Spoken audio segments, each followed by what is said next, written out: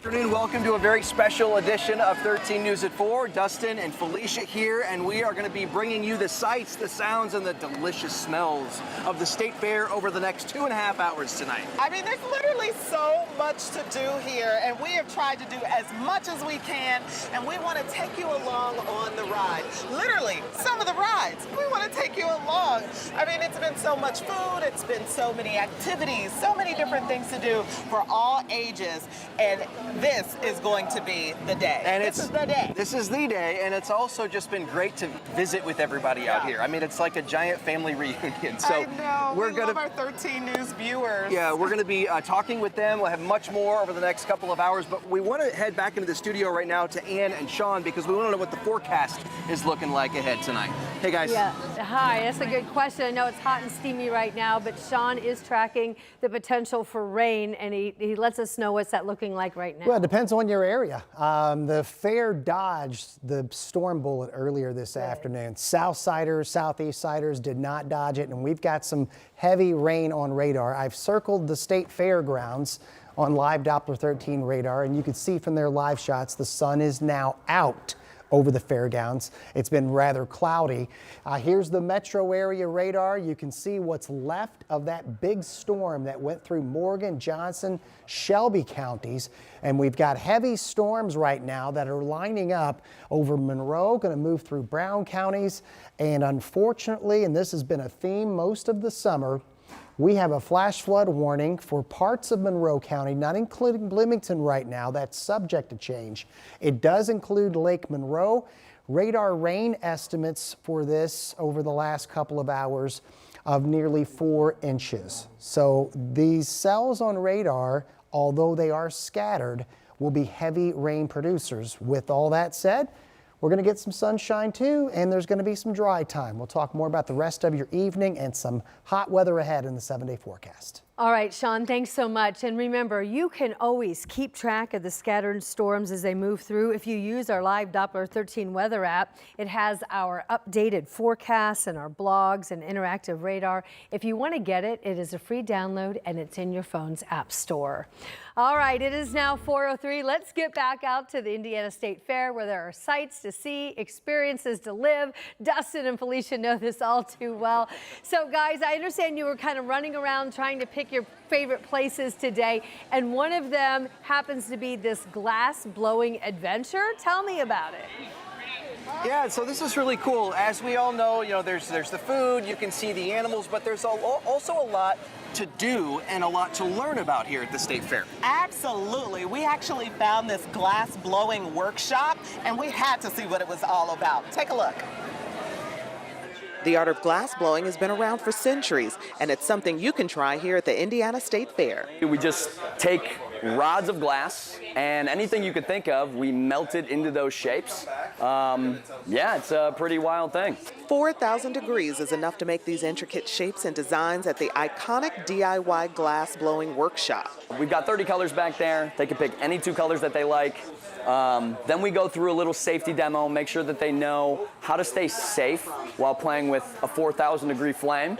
And once safety is covered, you're free to let your creative juices take over, fulfilling your creative glass blowing fix. We go through the process of melting and shaping the glass that they choose into the design that they choose. You're getting hands-on guidance, navigating an exclusive centuries-old art form, spreading the knowledge and sharing the artistry is the goal. Glass blowing has kind of been this behind closed doors thing, and a lot of glass blowers, throughout history would have rather died with their secrets than pass them on. And we're trying to change that a little bit. Our motto is passing the torch, and we do that literally and figuratively when we teach someone their first glass blowing class. Very hot plate. Yeah, so he was explaining how exclusive this art form can be. Imagine being Beyonce. There's only one. Imagine being Michael Jackson. It's only one, and you wouldn't show someone else how to be Michael Jackson because there's only one. So I thought that was a kind of interesting concept, but what a cool thing to try. So just $45, you can sign up online, and there were a lot of people who were signing up and to be a part of this. Yeah, that first class at 10 o'clock this morning was sold out. At 10? Yeah. Yes. All right. We have much more to come, including our favorite eats here at the fair and yours as well. That's coming up in just a few minutes. For now, we'll send it back into you. All right, great. Thanks. We'll look forward to it. Dustin and Felicia. And if you are still planning your trip to the State Fair this year, make sure you head over to our website, WTHR.com/SeenOn13. There we've got a complete list of all the events, the concerts, and the competitions that are lined up for this, the final week of the Indiana State Fair. To other news now, the city's deadline has come and gone for people to leave that encampment for the unhoused in Fountain Square. 13 News learned late this afternoon that the city now will not forcefully remove anyone from that area. Marina Silva went back to the location where tents for the unhoused are still lining our city streets. Those living here on Leonard Street got an extension from the city. Ones we spoke with say they're hoping to move into their new housing soon. For the last month, people living at this encampment in Fountain Square were told by the city of Indianapolis to find a new place to live. That deadline was Monday, August 11th. Now, on Tuesday, Angela Merrill says she is still waiting for her new home to be ready, and she has nowhere else to go. Hopefully by tomorrow. It's just a progress because it's got to be up to date for the government or their standards or whatever. She says it's been an emotional few weeks. Tired, stressed. With a looming deadline to leave the encampment. Residents told 13 News the city gave them an extension to live at the encampment. OPHS sent 13 News a statement saying, to allow additional time to continue this work, we will not force those who remain at the camp to relocate. However, this area has been closed to camping and no new camps may be established in the area. Another resident, Travis Dalton, says the city should have done more to help find housing for everyone. Help, he said, was needed before Leonard Street got into the state it's in now. At some points, there were up to 30 people living along this stretch of Leonard Street. The city did offer residents storage units to use for 60 days. I'm kind of upset in a way. He's looking forward to having somewhere to go with his sister Angela. I'm hoping, everybody gets their chance. She's hopeful this is a new beginning for everyone. In Fountain Square, Marina Silva, 13 News. An Indianapolis teen is now being held on a $200,000 bond, facing attempted murder charges in the shooting of his father. Police say it happened last Wednesday near I-70 and Franklin Road. Officers arrested 17-year-old James Seals Jr. after his grandmother said a fight over online classes ended with the teen shooting his dad. Seals Jr. now faces charges for attempted murder, aggravated battery, and dangerous possession of a firearm by a child. Gun shops now have new tools to help track stolen guns and keep our community safer. Jenny Runovich now shows us how it works and how it will help not only stores that sell firearms, but also the people who purchase them. Well, it's a simple computer entry behind the counter at a gun shop, and within seconds, it's preventing stolen firearms from being resold and ending up on the streets. Gunslinger's co-owner John Beeman, who's also the Madison County Sheriff, has a new way to target safety. As of August 4th, all federally licensed firearms stores have instant access to the FBI computer program listing all stolen firearms. It used to be when someone came in to sell a gun, stores had to rely on unofficial user-submitted websites to see if it was stolen or call a police officer in to check the serial number in person.